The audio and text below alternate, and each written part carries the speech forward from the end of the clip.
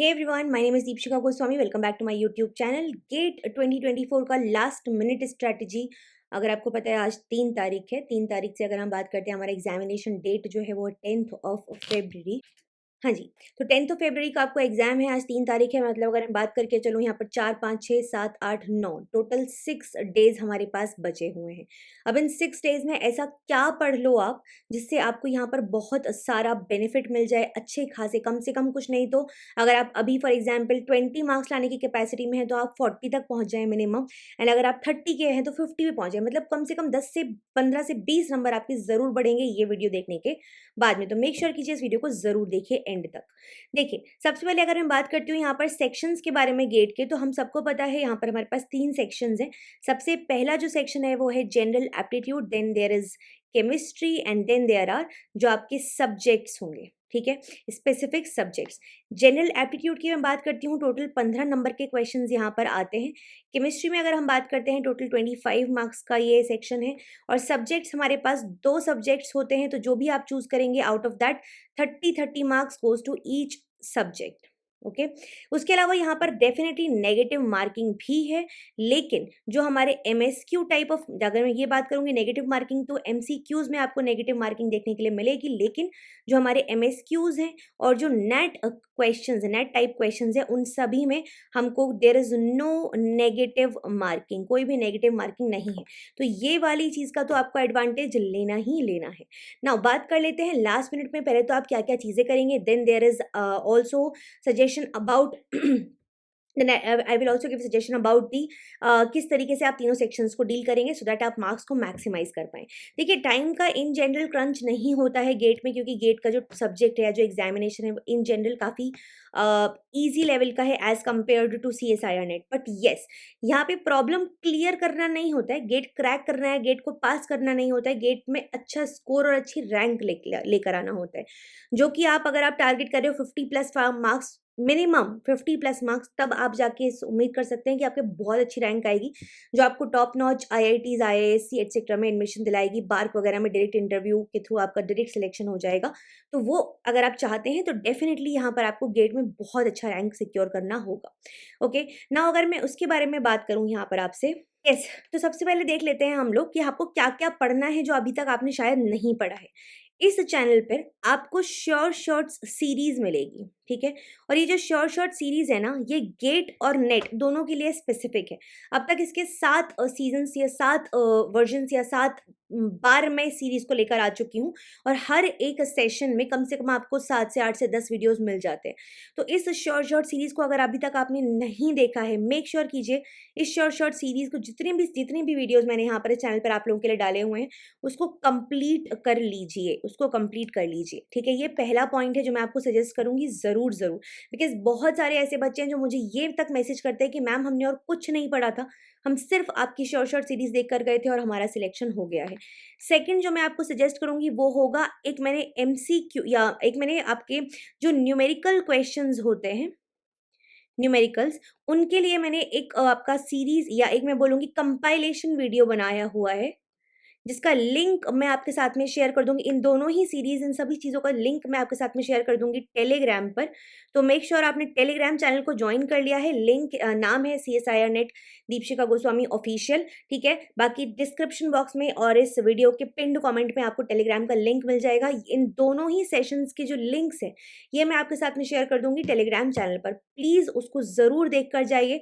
Numerical या formula का जो कंपाइलेशन है वो भी आपके बहुत काम आएगा, बिकॉज़ मोस्ट रिपीटेड क्वेश्चंस जो होते हैं, चाहे वो बायोकेमिस्ट्री के हों या बाकी चीज़ों के, उनको मैंने यहाँ पर आपके लिए कंपाइल करके रखा हुआ है। तो उसको आप वहाँ से पढ़ सकते हो। थर्ड पॉइंट की तरफ चलते हैं हम लोग। नेक्स्ट पॉइंट जो हमारा आएगा वो हमारे सामने कि देखिए, हमने शॉर्ट शॉर्ट सीरीज़ देख लिया, हमने न्यूमेरिकल कंपाइलेशन देख लिया। नाउ नाउ जो सबसे इम्पोर्टेंट एरियाज़ हैं, जैसे कि अगर मैं बात करूँ बायोकेमिस्ट्री में मोस्ट रिपीटेड एरियाज़ का मैंने एक वीडियो बनाया था, जो कि अगेन इसी चैनल पर प्रेज़ेंट है, जिसका लिंक भी मैं आपके साथ में वापस से इसी टेलीग्राम पर शेयर कर दूँगी। तो इस बायोकेमिस्ट्री के मोस्ट रिपीटेड टॉपिक्स का जो वीडियो है, उसको ज़रूर देख लो, उन टॉपिक्स को ज़रूर पढ़ के जाओ अगर बायोकेमिस्ट्री को अटेम्प्ट करने वाले हो तो।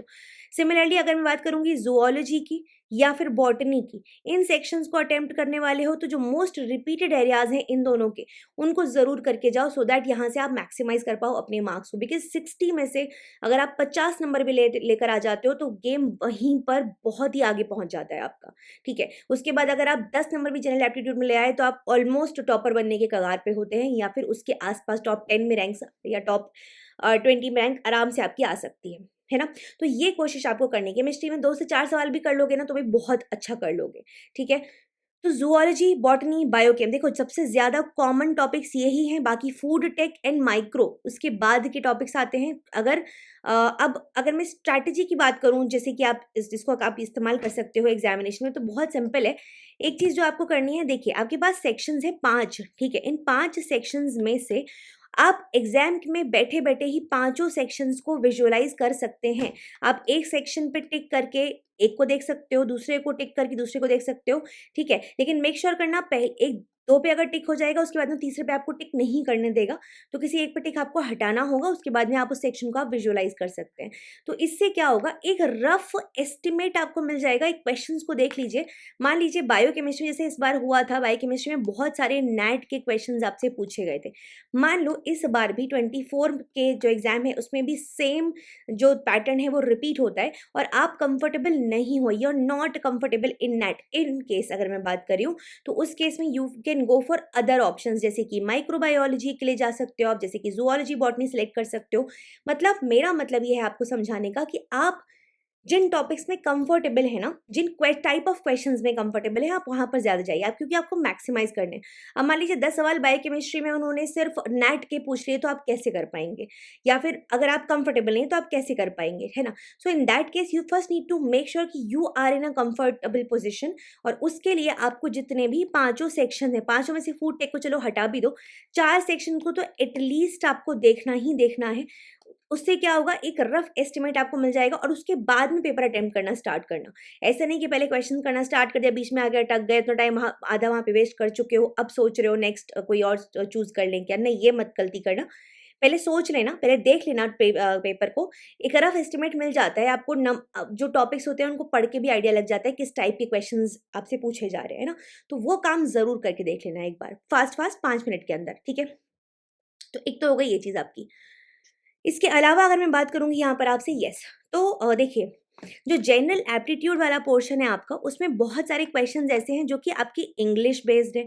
तो इंग्लिश और बहुत ही आसान लेवल की आती है, मतलब आप सिंपल बेसिक करेक्ट इस स्टेटमेंट में क्या फिल करना है, यहाँ पे क्या वर्ड आएगा, इस तरीके की चीज़ें होती हैं और बहुत ईजी ऑप्शंस होते हैं। तो मेक श्योर कि अगर ये 4 से 5 सवाल यहाँ प्रेजेंट है तो उन सभी का आप करेक्ट आंसर दे के आ रहे हो। इंग्लिश को में मार्क्स को मैक्सिमाइज करना, उसको छोड़ना नहीं, ठीक है?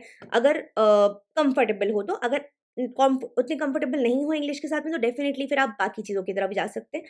फिर बात कर लेते हैं रीजनिंग वगैरह की। तो रीजनिंग के भी जो क्वेश्चंस होते हैं, स्पेसिफिकली अगर ग्राफ दिया हुआ है, अगर कोई आपको फॉर एग्जांपल ग्राफ ना देके कुछ चार्ट दिया हुआ है, कोई डायग्राम दिया हुआ है, जैसे कि आपको डायग्राम अरेंज करने बोलते हैं कि पेपर को हमने फोल्ड किया, ऐसा किया वैसा किया तो क्या शेप आएगा, ये सारे questions again are very very easy, तो इनको ज़रूर से सॉल्व करना है हमें।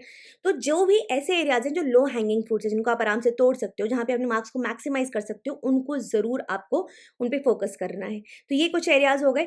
I think this is all for this particular session. बाकी जैसे जैसे कि मैंने बताया कि इनके लिंक्स मैं आप लोगों को टेलीग्राम पर शेयर कर दूँगी, इन सभी वीडियोज़ के लिंक्स। मेक श्योर आप वहाँ से उन सेशंस को देख रहे हैं, ठीक है? ज़रूर देख लीजिए, बिकॉज़ आई एम श्योर कि वहाँ से आपको वापस रिपीटिशन मिलेगा, अच्छा खासा मिलेगा, जैसा हर बार मिलता है। So this is all for this session. अगर वीडियो पसंद आई हो तो मेक श्योर आपने इस चैनल को सब्सक्राइब कर लिया है गाइज़, प्लीज़ डू दैट। ये बिल्कुल नहीं करा करो कि देखो वीडियो आगे बढ़ो। मेक श्योर कि आपने चैनल को सब्सक्राइब किया है। It gives me a lot of motivation. And also अगर वीडियो पसंद आए तो वीडियो को लाइक ज़रूर कीजिए, अपने दोस्तों के साथ शेयर कीजिए, टेलीग्राम ज़रूर ज्वाइन कर लीजिए for all the updates and PDFs. अपना ख्याल रखिए। Take care everyone, bye.